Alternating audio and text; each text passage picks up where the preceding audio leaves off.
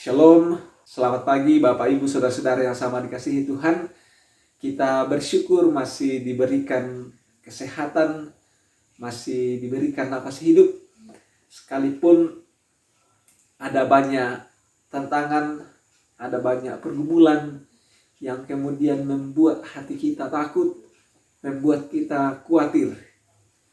Dan sebagai tema kita saat ini dalam lingkup gereja Toraja, jangan kamu takut.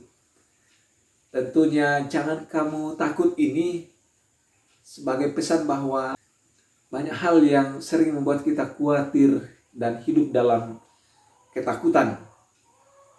Jika saat ini kita ditanya apa yang membuat kita berada dalam ketakutan pada saat ini, mungkin kita akan ramai-ramai menjawabnya.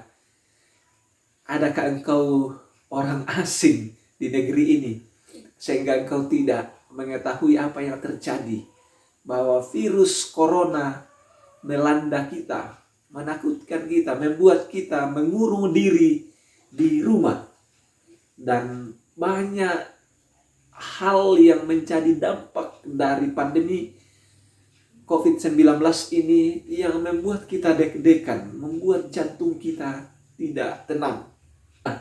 Saudara-saudara yang sama dikasihi Tuhan, selama nafas masih dikandung badan, itu artinya pada saat itu kehidupan kita seringkali terusik dengan rasa takut, dengan rasa khawatir. Itu artinya, ibu bapak saudara-saudara, bahwa tidak satu pun di antara kita selama kita masih bernafas lepas dari namanya rasa takut dan rasa khawatir. Mengapa? Karena ketakutan atau rasa khawatir itu timbul sebagai reaksi terhadap sesuatu yang kita pandang tidak normal.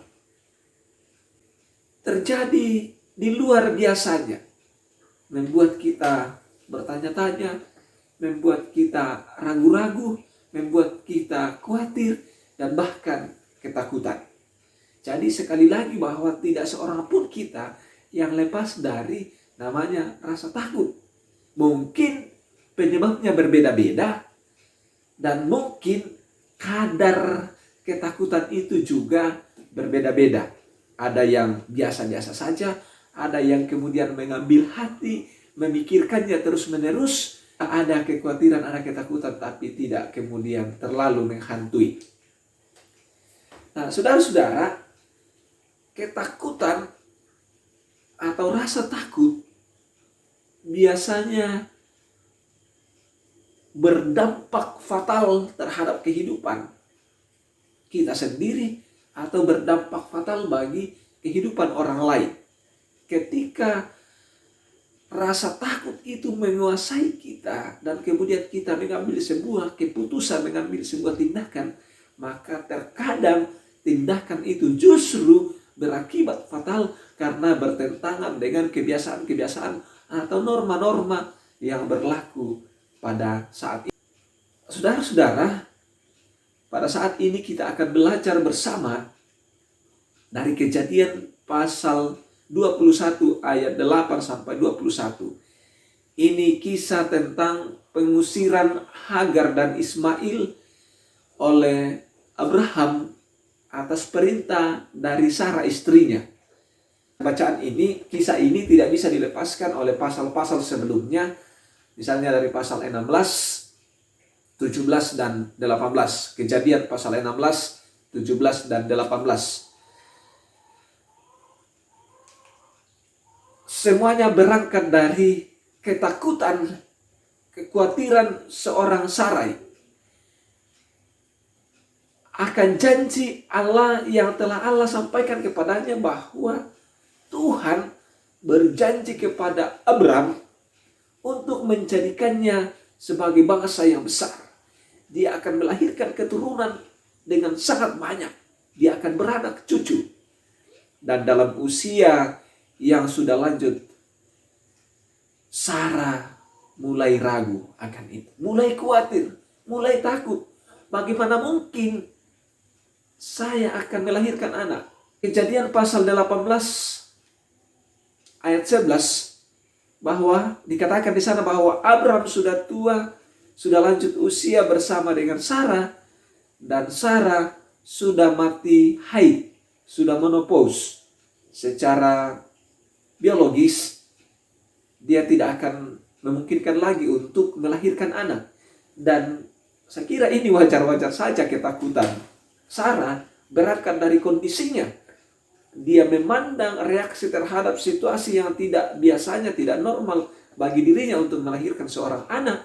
Maka ketakutan, rasa khawatir itu muncul, dan termasuk fatalnya meragukan tentang Allah sendiri yang berjanji kepada Abraham dan Sarah. Akibatnya apa? Pertama, mengakibatkan poligami. Ini akibat dari rasa takut Sarai. Dalam Kejadian pasal 16 ayat 4a dikatakan bahwa Sarah khawatir, lalu dia menyuruh Abraham untuk mendekati atau untuk mengambil Hagar menjadi istrinya. Dan Abraham mengikuti itu. Dia menghampiri, mendekati.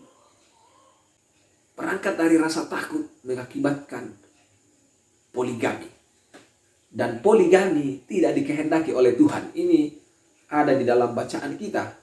Kejadian pasal 20. Kejadian pasal 21, di mana Tuhan berfirman, dengarkanlah Sarah, usirlah hambamu itu, Hagar hambamu itu. Jadi Tuhan tidak menyebut Hagar sebagai istri Abraham, tetapi dia tetap menyebutnya sebagai hamba dari Abraham. Yang kedua, akibat yang fatal dari rasa takut Sarah, berangkat dari rasa takut Sarah, adalah sikap merendahkan tuannya. Kejadian 16 ayat B mengatakan, ketika Hagar sudah mengandung anak Abraham, yaitu Ismail, maka dia mulai memandang rendah. Dia mulai menghina nyonyanya. Dia mulai menghina Sarai. Kolose pasal 3 ayat 22 sangat jelas firman Tuhan yang berangkat dari budaya Timur Tengah bahwa seorang hamba harus taat dan setia terhadap tuannya. Di sini terbalik. Akibat dari marah-marahnya, akibat dari ketakutannya Sarah, kemudian Hagar balik merendahkan tuannya. Itu akibat dari kedua. Yang ketiga, lalu kemudian akibat dari rasa takut, berangkat dari rasa takut Sarai, kemudian terjadi penganiayaan. Kejadian pasal 16 ayat 6. Sarah meminta Abraham untuk memberikan kebebasan baginya untuk menghakimi, untuk menganiaya, memperlakukan secara kasar Hagar. Karena seharusnya dia sudah melanggar aturan, di mana seharusnya seorang tuan harus menghargai, harus menjaga, harus mengasihi hamba-hambanya. Berlanjut ke bacaan kita, Kejadian pasal 21 ayat 8 sampai 18. Terjadi perceraian dan pengusiran. Abraham dipaksa untuk menceraikan istrinya dan mengusirnya dari rumah.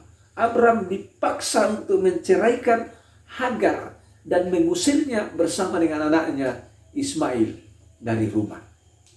Mari kita perhatikan. Kejadian pasal 21 ayat 10. Berkatalah Sarah kepada Abraham, usirlah hamba perempuan itu beserta anaknya, sebab anak hamba ini tidak akan menjadi ahli waris selama-lamanya dengan anakku Ishak. Ayat 14. Keesokan harinya pagi-pagi Abraham mengambil roti serta sekirbat air dan memberikannya kepada Hagar. Ia meletakkan itu beserta anaknya di atas bahu Hagar. Kemudian disuruhnyalah perempuan itu pergi Maka pergilah Hagar dan mengembara di padang gurun Betseba. Ketika air yang di Kirbat itu habis, dibuangnyalah anak itu ke bawah semak-semak. Dan ia duduk agak jauh, kira-kira sepemana jauhnya. Sebab katanya, tidak tahan aku melihat anak itu mati. Sedang ia duduk di situ menangislah dengan suara nyaring. Akibat dari ketakutan, akibat dari rasa khawatir, Sarah mengakibatkan perceraian dan pengusiran. Dan ini tentunya tidak dikehendaki oleh Allah. Ketika Hagar bersama dengan Ismail diusir ke padang gurun Berseba, dikatakan bahwa ketika air habis, roti habis, mereka sangat menderita di padang gurun. Padang gurun simbol kematian, padang gurun simbol panas. Tidak ada kehidupan. Padang gurun menjadi sebuah hal yang sangat menakutkan. Dikatakan di sini, mereka kelaparan, mereka kehausan, mereka menderita, mereka menangis, berteriak. Dan dikatakan bahwa Hagar membuang anak itu, meninggalkannya di semak-semak karena tidak tahan lagi melihat anak itu mau mati. Saudara-saudara, mungkin kita pernah merasa terbuang, terusir, tidak dihargai. Kita seolah berada di tempat yang tidak ada tanda-tanda kehidupan. Kepanasan, penderitaan luar biasa. Persoalan ekonomi saat ini dengan maraknya pandemi COVID-19. Ada banyak orang PHK, ada banyak pabrik yang ditutup, ada banyak orang yang kemudian kelaparan, ada banyak bisnis yang kemudian kacau, terjadi resesi ekonomi. Kita bertanya-tanya, apa yang harus kita makan? Pendidikan anak-anak kita, banyak anak-anak kuliah yang berhenti, banyak anak-anak kita yang berhenti sekolah kuliah. Dalam kondisi ini, banyak air mata yang keluar. Banyak orang yang bergumul. Apa yang harus kita lakukan? Saudara-saudara, dalam ayat 17 dikatakan, Allah mendengar suara anak itu, lalu malaikat Allah berseru. Allah mendengar suara anak itu, lalu malaikat Allah berseru dari langit kepada Hagar, katanya kepadanya, apakah yang engkau susahkan, Hagar?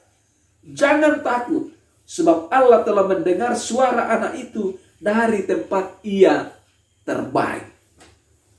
Apakah yang kamu susahkan, Hagar? Apakah yang saya susahkan? Apakah yang saudara-saudara susahkan? Kata firman Tuhan, jangan takut. Jangan takut. Allah mendengar teriakan kita. Allah mendengar tangisan kita. Allah mendengar seruan kita. Ini firman Tuhan. Seruan malaikat terhadap Hagar. Allah tidak berseru sebatas jangan takut. Dia kemudian membimbing kita. Dia membimbing Hagar. Berhentilah. Jangan takut. Bangunlah. Berdirilah. Angkatlah anak itu. Ayat 18. Bangunlah, angkatlah anak itu dan bimbinglah dia, sebab aku akan membuat dia menjadi bangsa yang besar. Dari perihnya, sakitnya padang gurun, tidak ada kehidupan. Allah menjanjikan kehidupan yang luar biasa. Bangunlah, angkatlah, bimbinglah anak itu, sebab aku akan menjadikannya bangsa yang besar. Ini kekuatan kedua dari Allah. Yang ketiga, yang lebih pada hal yang dibutuhkan pada saat itu, kebutuhan sesaat, tentang persoalan ekonomi, tentang persoalan perut, persoalan air dan makanan. Ayat 19 Allah berfirman begini. Lalu Allah membuka mata Hagar sehingga ia melihat sebuah sumur. Ia pergi mengisi kirbatnya dengan air. Kemudian diberinya anak itu minum. Allah tahu kebutuhan kita.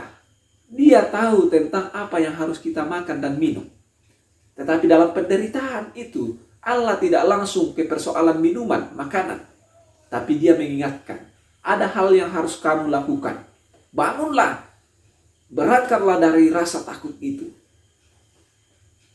Berdirilah, bimbinglah, belajarlah, menggantungkan diri kepada Tuhan. Bahwa engkau, anakmu akan diberkati menjadi bangsa yang besar. Ayat 20. Allah tidak hanya mengatakan, aku akan menjadikannya bangsa yang besar. Allah menyertai anak itu sehingga bertambah besar. Ia menetap di padang gurun dan menjadi seorang pemanah. Allah memberkati anak itu sehingga dia menjadi besar, menjadi kuat, dan menjadi seorang pemanah. Dan Kejadian pasal 17 ayat 20 mengatakan janji Allah kepada Ismail bahwa daripadamu akan memperanakkan, bahwa Ismail akan memperanakkan 12 raja. Sangat jelas di dalam Kejadian pasal 17 ayat 20. Saudara-saudara yang sangat dikasihi Tuhan. Apapun yang melilit saudara, apapun yang menjadi sumber ketakutan, kekhawatiran ibu bapak saudara-saudara, Allah berfirman, jangan takut. Berdirilah, bangkitlah dari rasa takut itu. Belajarlah menggantungkan diri kepada Tuhan. Tidak sekedar menangis, tetapi bawalah pergumulanmu kepada Tuhan. Tuhan tahu itu. Jangan takut. Tuhan akan memulihkanmu. Dia tidak hanya menyediakan sekirbat air, tetapi dia menyediakan sumur untuk saudara dan saya. Dia tidak hanya menyediakan setetes sedikit air, segelas air persediaan satu hari air, tetapi dia menyediakan air terus menerus. Yesus mengatakan, akulah air kehidupan. Siapa yang datang kepadaku dan minum tidak akan haus lagi. Marilah kepadaku semua yang letih lesu dan berbeban berat, aku akan memberikan kelegaan. Persoalan sekali lagi bahwa ketika kita bergumul, ketika kita berduka, ketika kita dipenuhi rasa takut, ketika kita gelisah, tahukah kita kemana kita harus membawa pergumulan itu? Banyak orang yang mau menyelesaikannya sendiri dan membuatnya semakin mengambil keputusan-keputusan yang berakibat fatal, yang mungkin bertentangan dengan firman Tuhan, yang mungkin saja bertentangan dengan kebiasaan-kebiasaan, norma-norma yang berlaku pada saat itu. Mari saudara bangkit, belajar membawa kehidupan di hadapan Tuhan. Tuhan menyediakan sumur, Tuhan menyediakan air kehidupan. Tuhan menjamin apa yang kita butuhkan. Jangan takut. Kata firman Tuhan. Jangan kamu takut. Jika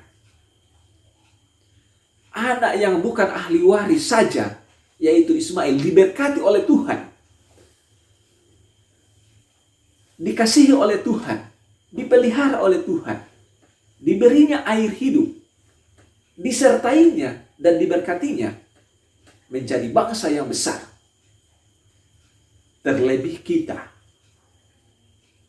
sebagai ahli-ahli waris, sebagai anak-anak Tuhan di dalam Kristus Yesus.